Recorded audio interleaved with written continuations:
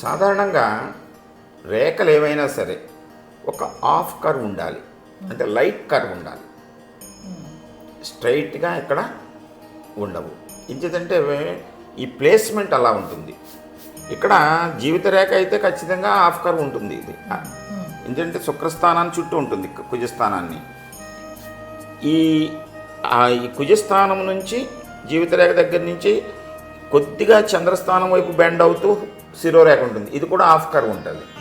హృదయ రేఖ దగ్గరికి వచ్చేసరికి చిటికెన వేలు కింద నుంచి ఇలాగ ఈ గ్రహస్థానాలు దాటుకుంటూ గురుడు వైపుకి తిరిగితే ఇది కూడా కొద్దిగా కర్వ్ అయి ఉంటుంది.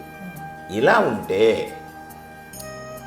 అతని యొక్క ఆత్మశక్తి, ఆలోచన క్రమం, అంటే ఇది బుద్ధి, బుధుడు, ఇది కీర్తి, ఆకర్షణ, ఇది స్వార్థం, ఇది వితరణ, కరుణ, అంటే ఈ అన్నిటి వైపు కూడా వీటినన్నిటినీ దాటుకుంటూ హాఫ్ కర్వ్ కొద్దిగా ఉంటే అతని యొక్క జీవన శైలి బ్యాలెన్స్గా వెళ్తున్నట్టు అంచనా వేయచ్చు. అలా కాకుండా